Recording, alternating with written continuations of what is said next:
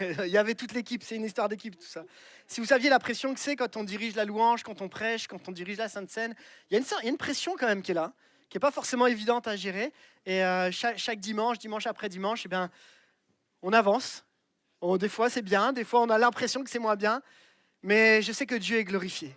Et c'est ça le plus important. Et quand on met Dieu en premier, c'est ça qui fait la différence. Merci à tous ceux qui bossent dimanche après dimanche, tous ceux qui sont dans des services cachés qu'on ne voit pas, tous ceux qui font le ménage pour que vous ayez une église qui est propre, des conseils d'administration, ceux qui s'occupent des enfants. Là, ce matin, on a une équipe en or dans cette église.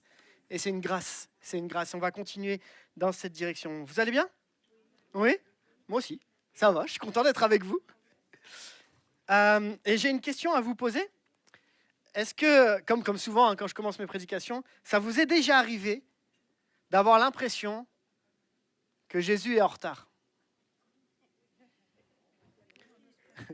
On n'ose pas le dire, tu sais. Non, non, non, non, moi j'ai vraiment foi et jamais. Ouais, oui, oui, merci, merci, merci. Oui, oui, sincèrement, oui. Ça dépend, pas tout le temps. C'est pas quelque chose de régulier. Qui a déjà vécu ce sentiment de dire, mais quand est-ce qu'il va arriver là? Ok, bon, bah, je peux prêcher du coup. Moi le premier. Le titre de mon message est simple.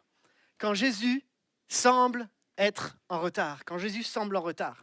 Il y a des moments dans la vie où on est comme des salles d'attente et tu te dis, mais quand est-ce que ça va enfin arriver? Il y a tellement de situations par lesquelles on passe, on se dit, mais quand est-ce que ça va changer? Hier, on était avec le conseil d'administration, on discutait et on disait, bon, il y a des questions locaux. Quand est-ce qu'on va changer? Quand est-ce qu'on va arriver à faire autre chose? Est-ce que Jésus peut être en retard?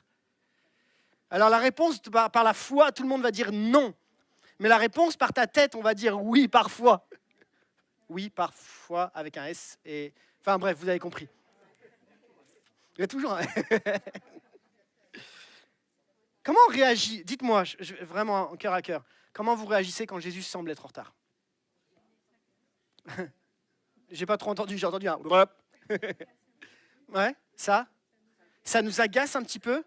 On s'agite. On garde patience. Parce que tu sais qu'il agira. On persévère. Dites-moi, comment vous réagissez? Ouais. On doute. Des fois, on s'inquiète. On est désemparé. On dort plus. Non, mais c'est vrai. C'est vrai quand ça répond. Des fois, parce que forcément, ce qui se passe dans la tête impacte le physique. Oui. On a l'impression de se sentir abandonné. C'est vrai, hein? Alors, il y en a qui disent non, absolument pas. Mais ça dépend en fait de notre relation à Dieu, puis ça dépend aussi de notre façon de vivre les choses, de nos émotions. On va en parler ensemble. Oui. On se lamente. Oui, on se lamente beaucoup. Hein. Ça, c'est sûr. Le mur de la lamentation, il est chez nous souvent. On vit des moments qui ne sont pas toujours faciles. On pense qu'on s'est trompé. Ouais. S'il n'agit pas, c'est peut-être parce que j'ai fait un mauvais choix, j'ai pris une mauvaise décision. Mais des fois, des pleurs, évidemment. Aussi. Et après, on culpabilise. Parfois. Pas tout le temps, mais ouais. Il faut croire. Mais parfois, c'est pas facile. Parce que ça attend. Ok. Alors, j'aime bien parce que quand je discute avec vous, j'ai l'impression de me retrouver aussi. Parce que je vis les mêmes choses que vous. Vous savez, le pasteur, quand il se lève le matin, il ne descend pas du ciel avec la chemise déjà tout habillée. Hein? On vit des moments où on passe par le doute, on a des incompréhensions. Oui, pour moi, des fois, on est humain. Et pour moi, des fois, Jésus a semblé être en retard. Et j'aimerais vous parler d'un moment où Jésus a semblé être en retard pour quelqu'un, pour plusieurs personnes. Et ce qui m'interpelle, ce qu'on va voir ce matin, c'est comment ils ont réagi, comment Jésus a réagi, comment ça s'est passé cette histoire. Alors on va lire ensemble l'histoire de Jésus et Lazare. Vous connaissez l'histoire de Lazare? En bref, hein, on va la lire ensemble, mais c'est l'histoire d'un homme qui est malade et qui meurt. Et Jésus n'arrive pas tout de suite. Mais on va vivre un miracle extraordinaire. On lit cette histoire ensemble? C'est parti. Vous la connaissez tous, c'est dans Jean 11. Vous pouvez prendre vos billes, vos téléphones, peu importe, mais trouver un moyen, sinon on le lit ensemble. Et Jean 11 nous dit, il y avait un homme malade. C'était Lazare de Béthanie, le village de Marie et de sa sœur Marthe. Marie était celle qui versa du parfum sur les pieds du Seigneur et qui les essuya avec ses cheveux. C'était son frère Lazare qui était malade.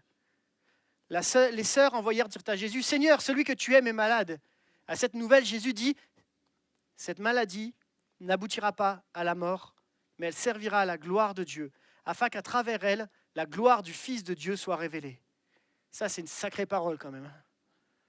Or, Jésus aimait Marthe. Ça, j'aime. Jésus aimait Marthe, sa sœur et Lazare. Des commentaires bibliques disent, au moment de ce verset-là, pourquoi il cite les trois les uns derrière les autres, pour bien rappeler qu'il les distingue les uns derrière les autres et que son amour est égal pour chacun d'entre eux. Et là, verset 6, incompréhension totale. Quand il eut appris que Lazare était malade, il resta encore 2 jours à l'endroit où il était. Il n'est pas en soins palliatifs. Hein. Il est à la maison. Particulier, non? Pourquoi Jésus reste encore 2 jours alors que son ami, on n'a pas de doute de l'amitié de Jésus pour Lazare, son ami est en train de mourir, il est malade. Pourquoi il reste 2 jours là-bas? On va essayer de le comprendre ensemble. Pour ceux qui étaient avec moi dans les 7 Je suis de l'évangile de Jean, on a commencé à travailler sur ces réponses-là. Et je vais vous inviter à ne pas donner les réponses.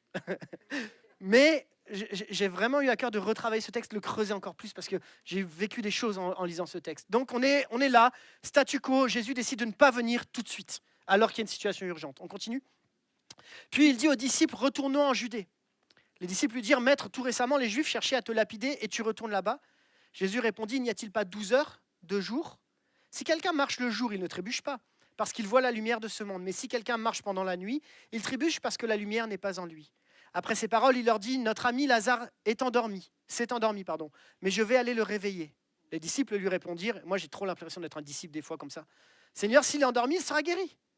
En fait, Jésus avait parlé de la mort de Lazare, mais ils crurent qu'il parlait de l'assoupissement du sommeil. Jésus leur dit alors ouvertement, Lazare est mort. Et à cause de vous, afin que vous croyiez, je me réjouis de ce que je n'ai... Oh la vache. Moi j'ai du mal quand j'ai lu ça. Je me réjouis de ce que je n'étais pas là, mais allons vers lui. Vous avez bien cette même version, je me réjouis? Est-ce que c'est un moment pour se réjouir là? On va en parler un peu plus loin. Mais gardez ça dans le cœur, on va en parler. Là-dessus, Thomas, appelé Didyme, dit aux autres disciples, allons-y nous aussi afin de mourir avec lui. À son arrivée, Jésus trouva que Lazare était depuis 4 jours dans le tombeau. Béthanie était près de Jérusalem, à moins de 3 kilomètres. Ce qui veut dire que s'il était à moins de 3 kilomètres, il n'était pas si loin que ça. Ce qui veut dire qu'il aurait pu venir. On est d'accord? On continue. Il y a plein de choses bizarres dans ce texte, hein, on est d'accord? Enfin, bizarres, humainement parlant. On continue. Beaucoup de Juifs étaient venus chez Marthe et Marie pour les consoler de la mort de leur frère. Lorsque Marthe apprit que Jésus arrivait, elle alla à sa rencontre, tandis que Marie restait assise à la maison. Marthe dit à Jésus, « Seigneur, si tu avais été ici, mon frère ne serait pas mort. Cependant, même maintenant, je sais que tout ce que tu demanderas à Dieu, Dieu te l'accordera. » Jésus lui dit, « Ton frère ressuscitera. » « Je sais, lui répondit Marthe, qu'il ressuscitera lors de la résurrection, le dernier jour. » Jésus lui dit, « C'est moi qui suis la résurrection et la vie. Celui qui croit en moi vivra même s'il meurt. Et toute personne qui vit et croit en moi ne mourra jamais. Crois-tu cela? » Elle lui dit, « Oui Seigneur, je crois que tu es le Messie, le Fils de Dieu qui devait venir dans le monde. » Après avoir dit cela, elle alla appeler secrètement sa sœur Marie en lui disant, « Le maître ici et te demande. » À ces mots, Marie se leva sans attendre et alla vers lui. Jésus n'était pas encore entré dans le village, mais il était à l'endroit où Marthe l'avait rencontré. Les Juifs qui étaient avec Marie dans la maison et qui la consolaient la virent se lever, soudain, et sortir. Ils la suivirent en disant, « Elle va au tombeau pour y pleurer. » Marie arriva à l'endroit où était Jésus et quand elle le vit, elle tomba à ses pieds et lui dit, « Seigneur, si tu avais été ici, mon frère ne serait pas mort. » En la voyant pleurer, elle et les Juifs venus avec elle, regardez bien ce qui est dit ici. Jésus fut profondément indigné et bouleversé. Il dit, « Où l'avez-vous mis ?» Seigneur lui répondit, « Viens et tu verras. » Et vous avez ensuite le verset le plus court de toute la Bible. Jésus pleura. Les Juifs disent alors, « Voyez comme il l'aimait. » Quelques-uns d'entre eux dirent, « Lui qui a ouvert les yeux des aveugles, ne pouvait-il pas faire en sorte que cet homme ne meure pas ?» Jésus, de nouveau profondément indigné, se rendit au tombeau. C'était une grotte, une pierre fermait l'entrée. Jésus dit, « Enlevez la pierre. » Marthe, la sœur du mort, lui dit, « Seigneur, il sent déjà, car il y a 4 jours qu'il est là. » Jésus lui dit, « Ne t'ai-je pas dit, si tu crois, tu verras la gloire de Dieu. Ils enlevèrent donc la pierre de l'endroit où le mort avait été déposé. Jésus leva alors les yeux et dit, Père, je te remercie de ce que tu m'as écouté. Pour ma part, je savais que tu m'écoutes toujours, mais j'ai parlé à cause de la foule qui m'entoure, afin qu'ils croient que c'est toi qui m'as envoyé. Après avoir dit cela, il criait d'une voix forte, Lazare, sors. Le mort sortit, les pieds et les mains attachés par des bandelettes et le visage enveloppé d'un linge. Jésus leur dit, détachez-le et laissez-le s'en aller. Amen. Un des miracles les plus importants et les plus impressionnants que Jésus n'ait jamais fait dans la Bible. Ressusciter un mort, il n'en était jamais, personne ne l'avait jamais vu à ce moment-là. Et ce texte a beaucoup d'implications pour ce qui va se passer pour sa propre vie à lui. Puisque quelques semaines, quelques mois après, c'est lui qui va être mis à mort et qui va ressusciter. Donc on est dans une anticipation qui est juste extraordinaire. Maintenant, moi, ce que j'aimerais réfléchir avec vous, c'est le retard de Jésus. Jésus est-il un retard ? Si on regarde la chronologie des événements, il y a un jour, dans la façon dont on lit le texte, c'est assez particulier, mais le jour 1, Jésus apprend que Lazare est malade. On est au verset 1, d'accord ? Jour 2 et 3, il attend 2 jours. Et jour 4, il annonce que Lazare est mort et il va à Béthanie. Mais quand il arrive, on lui dit que ça fait 4 jours qu'il est déjà dans le tombeau. C'est bizarre, non ? C'est-à-dire que le jour 1, on lui dit qu'il est malade, il arrive le jour 4, mais ça fait déjà 4 jours qu'il est malade, qu'il est mort. Soit, dans son timing, il a mis plus de 2 jours pour arriver, il est resté 2 jours où il était, puis le temps qu'il y aille, tranquille, etc., il a mis encore. Soit Lazare est mort le soir où on a annoncé qu'il était malade. Et du coup, ils l'ont mis au tombeau. Mais vu qu'on prend du temps pour embaumer les corps, les mettre dans un linge, les accompagner et les mettre dans le tombeau, on peut supposer que ça a mis plus que simplement 2 jours de retard de Jésus. De retard, on s'entend, hein, vous avez compris dans ce que je veux dire. On peut donc supposer, en lisant ce texte, qu'il s'est passé au minimum, on ne suppose pas, on en est sûr, au minimum 4 jours, puisque ça fait 4 jours qu'il est dans le tombeau. Donc factuellement, Jésus est en retard.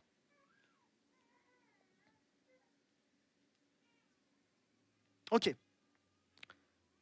Pourquoi Jésus est en retard ? J'aimerais vous parler un instant de la tradition juive de l'époque. Qu'est-ce qui se passe dans la tradition juive ? Regardez.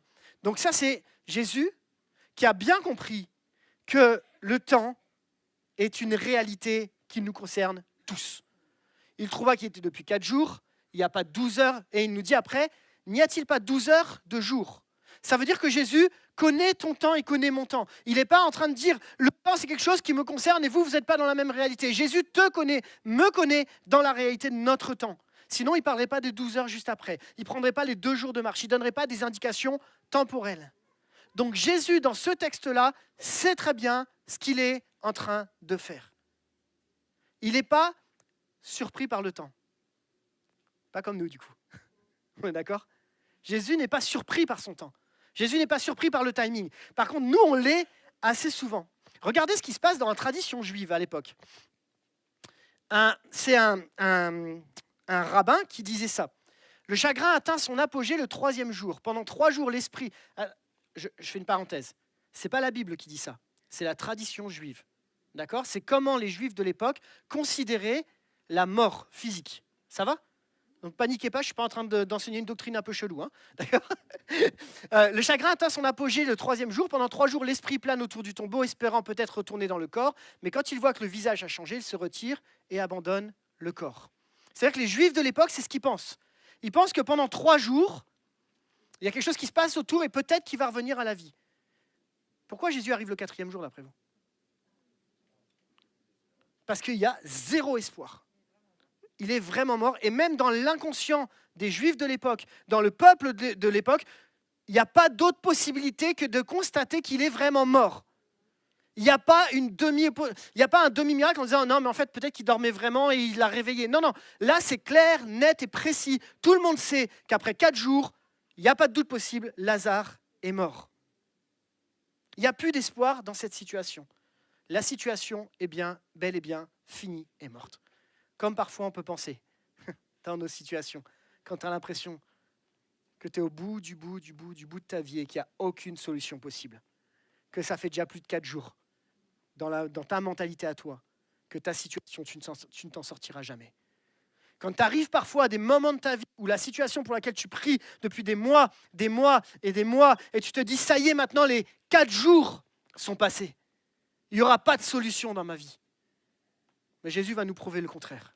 Amen. Je ne sais pas c'est quoi ta situation, je ne sais pas ça fait combien de temps que tu bloques sur une situation, mais Dieu n'a pas dit que c'était fini parce que Jésus va nous montrer autre chose. Dans l'inconscient, tout le monde pense que c'est fini. Mais Jésus n'a pas la même gestion du temps que nous. Il a le même temps quand il est humain, mais il n'a pas la même gestion du temps. Pourquoi Jésus, à ce moment-là, décide de dire « Je vais prendre 2 jours de plus ». Pourquoi ? Simplement parce que je crois, et j'en suis intimement persuadé, que si Jésus réagissait comme nous réagissions, on serait en difficulté. Si Jésus paniquait comme nous paniquions, on serait en difficulté. Si Jésus répondait à chacun de tes claquements de doigts et de mes claquements de doigts, on paniquerait.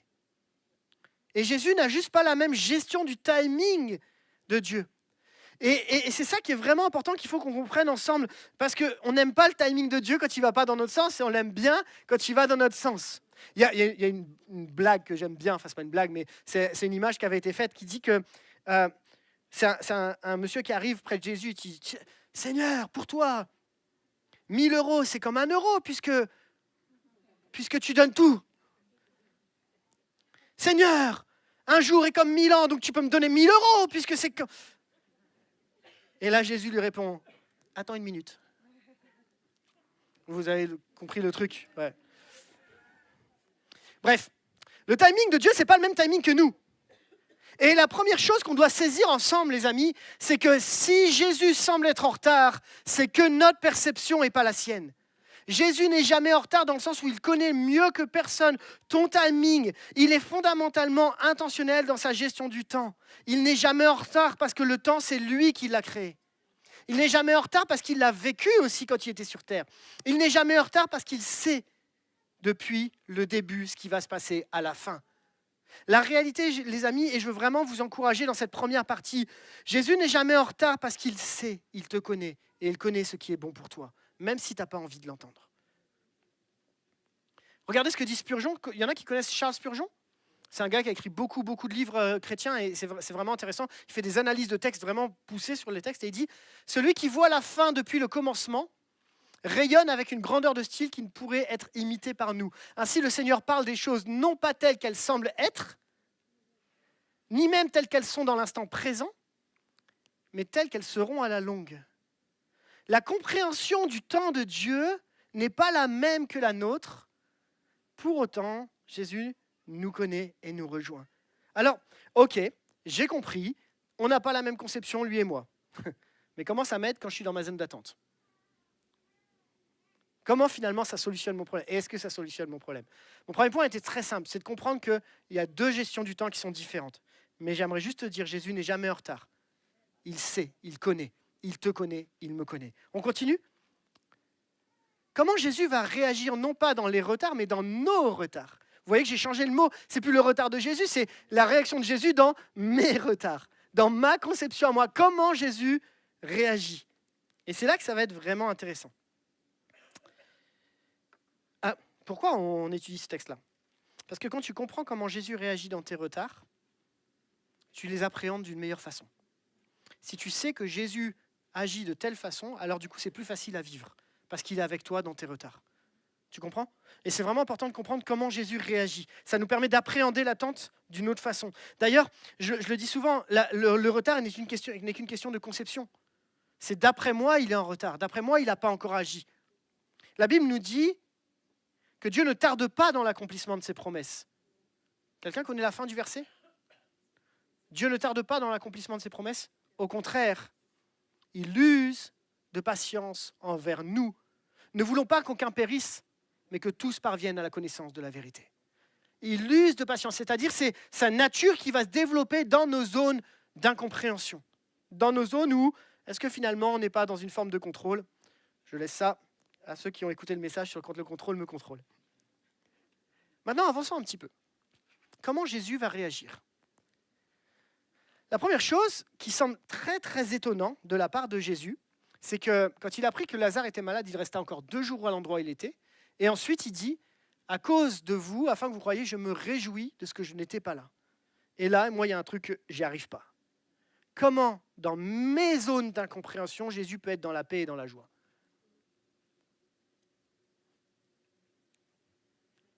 Dites-moi, allez, aidez-moi. En fait, c'est une question que allez, on y va ensemble.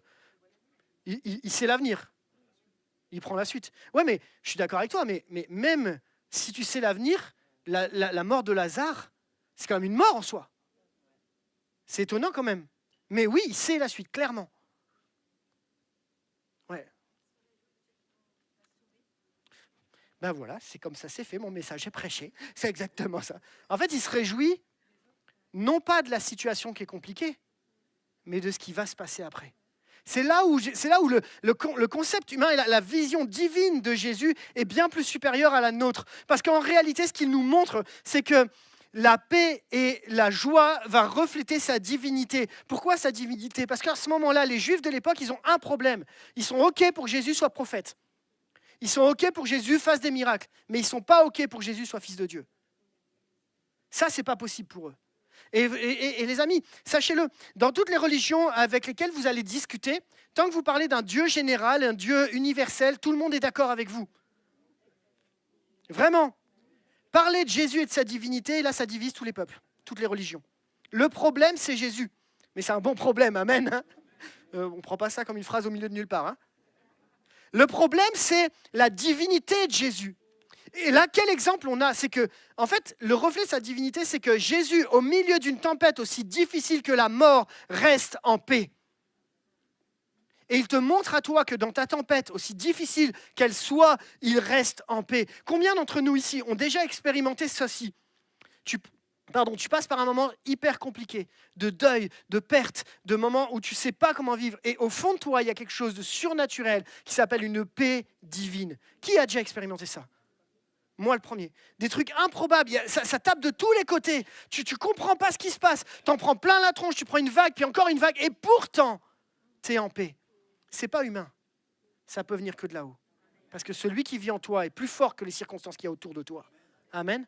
Et c'est ça que je voudrais nous encourager. Le reflet de sa divinité n'est pas quelque chose qui veut dire je me fiche de la situation, mais c'est qu'il nous ramène dans sa réalité et il vient te rencontrer dans ta réalité en disant je te donne mes qualités pour ta réalité.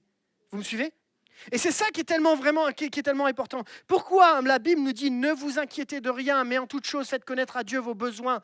Moi j'ai du mal parfois avec ce texte. Mais parce qu'au moment où tu dis ne vous inquiétez de rien, mais faites connaître vos besoins, tu demandes à la divinité, la puissance de Dieu de prendre le relais sur ton humanité. Et c'est possible. Et ce n'est pas quelque chose qui est distinct, lointain, ce n'est pas quelque chose qui est inatteignable. Oui, Jésus est calme dans la tempête.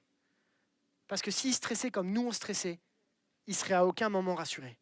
Vous êtes d'accord avec ça? Il y a quelque chose que je me souviens très fort. Avec mes parents, on allait en Bretagne. Donc on habitait à Reims et on avait une maison en Bretagne. Donc il y avait 700 km à faire entre les deux, avec les 8 enfants. Et les gars, c'était une expédition. Et mes parents avaient choisi le matin de partir plutôt vers 5 heures du matin. Comme ça, on dormait encore un petit peu. Ils survivaient un petit peu, puis après, c'était plus compliqué. Mais une chose que je me souvenais, et quelque chose qui m'a vraiment marqué de mon papa, c'est que j'avais une confiance aveugle dans le fait que c'était lui qui était au volant. Et je sais que lui m'amenait en Bretagne, parce que la Bretagne, pour moi, c'était les vacances. Donc, mon objectif était juste de dire, je peux dormir parce que mon papa conduit. Et je vous dis, hein, je me blottissais, j'avais ma place. Quand on est 8 enfants, il faut s'organiser un petit peu. Et j'avais ma place au fond, à gauche du minibus. J'étais là avec mon oreiller, je m'endormais comme une masse. Mais je m'endormais, parce que j'étais content qu'on aille en vacances, mais surtout parce que je savais que mon papa, en fait, conduisait. Si mon papa était fatigué et inquiet comme moi je l'étais, ou comme moi je peux l'être, la confiance aurait eu un impact sur ma vie. Vous voyez ce que je veux dire? Si donc Jésus réagit comme toi tu réagis, ça va avoir un impact sur ta vie.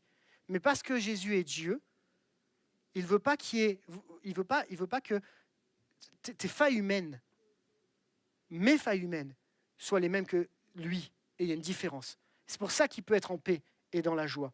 Pourquoi la joie? Justement, c'est quand même une question qui est interpellante. Il nous dit, la joie, on pourrait croire que c'est quelque chose qu'on ne peut pas avoir à ce moment-là. Mais parce qu'en fait, Jésus, la réalité, c'est qu'il va plus loin que simplement la mort physique. Lui, il voit ce qu'il y a derrière. Il voit ce qui va plus loin. Et regardez, Jésus n'est pas conduit par ses émotions, mais par sa dévotion au Père. Vous voyez ce que je veux dire? C'est-à-dire qu'il n'est pas conduit par ces émotions-là à l'instant T, mais il est conduit par... Mais oui, pourquoi? Parce que quand Lazare, il sait qu'il va être guéri, qu'il va être ressuscité, qu'est-ce qui va se passer? Tout le monde va dire, Jésus a fait un miracle extraordinaire. Et en plus de ça, il annonce sa mort et sa résurrection. S'il se laisse arrêter un instant T, il n'avancera jamais. Mais parce qu'il est dirigé par la dévotion, le cœur à cœur avec son Père, il va jusqu'au bout. Jésus avait une double perspective. La révélation de qui il est et l'accomplissement qu'elle est encore plus puissant. Jésus se réjouit de la mort de Lazare parce qu'il voit plus loin que ce que nous voyons humainement. Jésus pouvait être joyeux même dans la mort d'un cher ami car il était certain du résultat. Nous voyons la fin des événements de ce chapitre, que le chagrin a été consolé, la vie a été restaurée, beaucoup de plus ont cru et la mort nécessaire de Jésus a été mise en marche. Toutes ces raisons ont poussé Jésus à se réjouir. Vous êtes toujours avec moi? On continue. Cependant, en restant sur cette première partie, on peut dire d'accord, ça veut dire que Jésus n'a pas d'émotion. Ou alors qu'il est en dehors de ce qu'on vit, parce qu'il est tellement Dieu qu'il est en dehors de ce qu'on vit. Mais ce texte nous montre l'équilibre parfait entre l'humanité et la divinité de Jésus. Il est 100% homme, 100% Dieu. Il n'est pas venu un demi-dieu sur terre, on est bien clair. Il est venu 100% homme, 100% Dieu. Pourquoi? Parce que la Bible nous dit qu'il a pris une condition semblable à la nôtre. Donc il est les deux, 100% homme, 100% Dieu. Et ce qui va nous amener dans ma deuxième partie, que les larmes et l'indignation de Jésus vont être le reflet de son humanité. Sans perdre sa qualité divine, hein, on est d'accord, hein? Et c'est là où il y a quelque chose, moi, qui vient me toucher au plus profond. Le verset 35 qui me dit que Jésus pleura me bouleverse profondément. Parce que Jésus pleure quand tu ne vas pas bien. Jésus est touché quand tu ne vas pas bien. Ce n'est pas parce qu'il est en paix dans la tempête que ses émotions ne sont pas touchées. Ce n'est pas parce qu'il ne laisse pas conduire par ses émotions que ses émotions sont absentes. On a bien souvent dit dans les églises que non, les émotions, il ne faut pas les écouter, il ne faut pas les penser, il faut pas, mais la réalité, c'est qu'on est humain.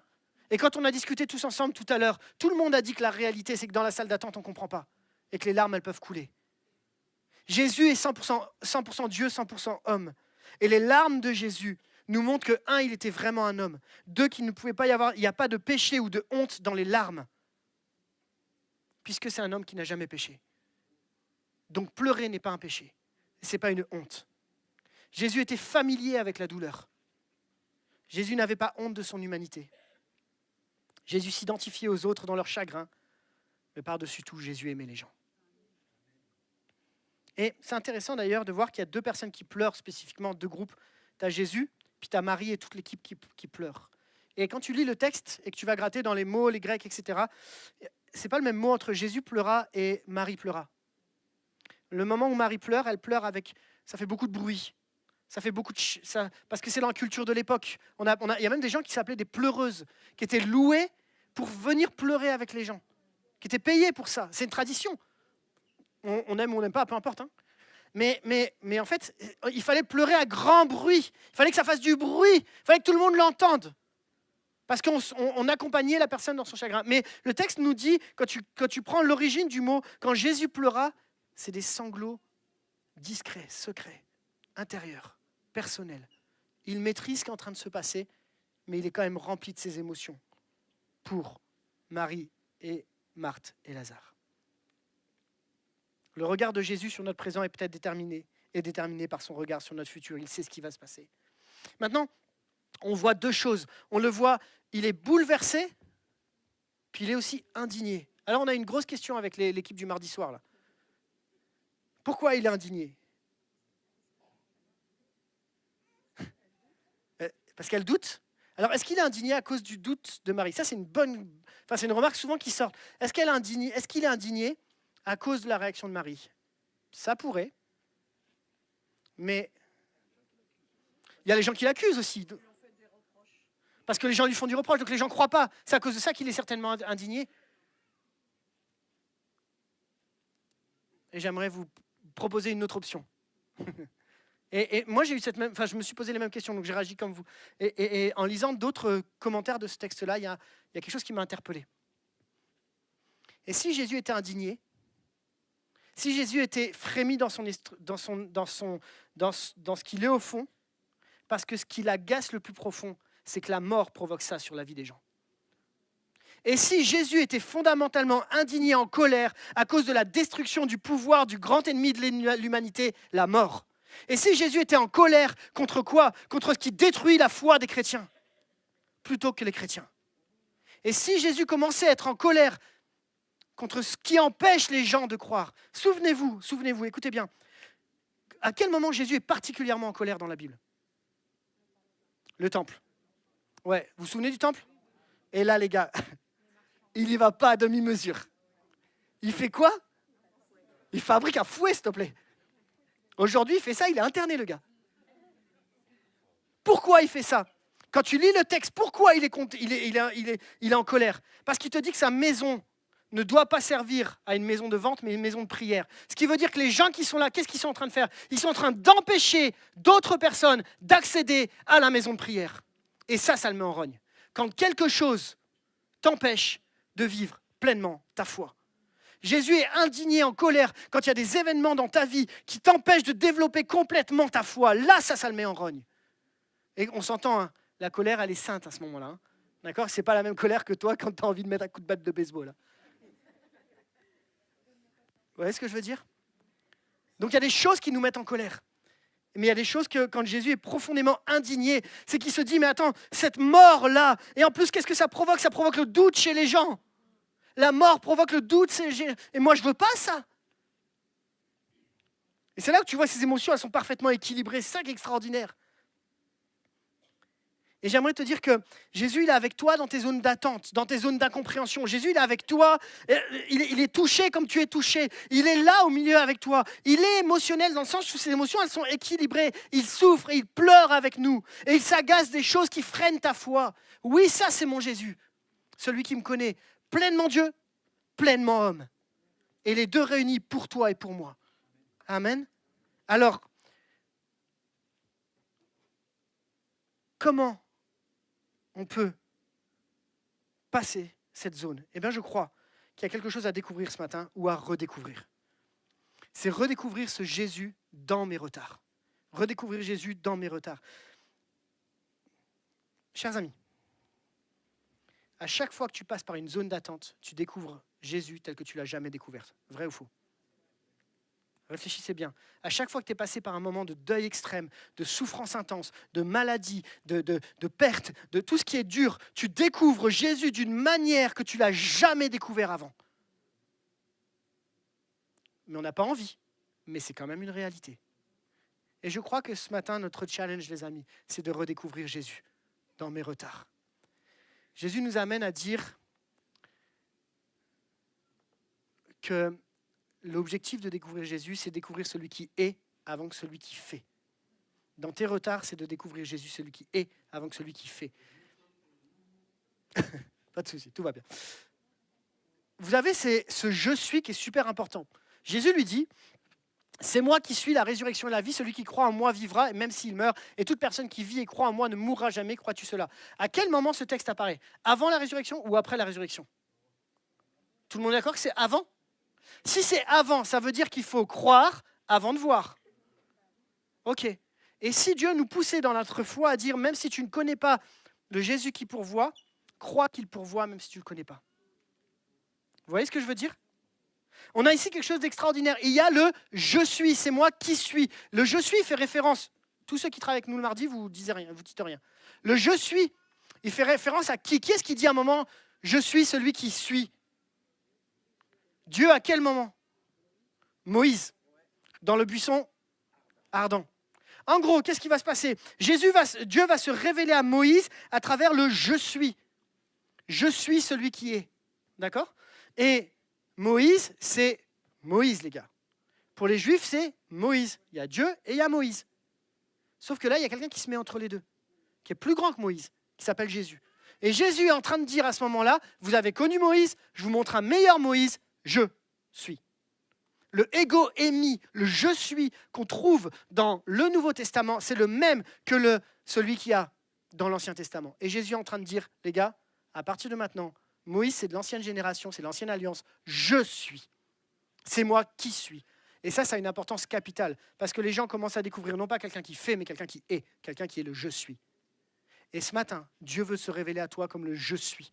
Le je suis qui pourvoit même quand tu ne le connais pas. Le je suis qui guérit quand tu n'as jamais expérimenté la guérison. Le je suis qui sauve même quand tu as l'impression que tes enfants ne seront jamais sauvés. Le je suis qui restaure même quand ton couple n'a pas de possibilité. Le je suis qui peut t'accompagner même si tu ne l'as pas encore vu. Et si ce matin on découvrait un nouveau je suis, il est plus grand que Moïse. Nos retards nous poussent à voir Jésus comme nous ne l'avons jamais vu. Je sais que c'est compliqué, je sais qu'on n'a pas envie, mais je veux t'encourager à partir de lundi, c'est-à-dire demain, dans tes retards, va découvrir le nouveau je suis, celui que tu n'as pas encore rencontré, pas celui que tu connais, celui que tu n'as jamais rencontré.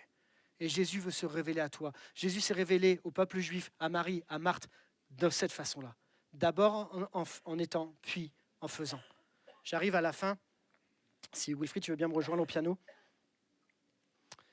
Comment, je voulais juste cette phrase, si tu n'es pas prêt à découvrir une nouvelle facette de Jésus, alors il sera toujours en retard pour toi. Juste tu gardes ça en fait.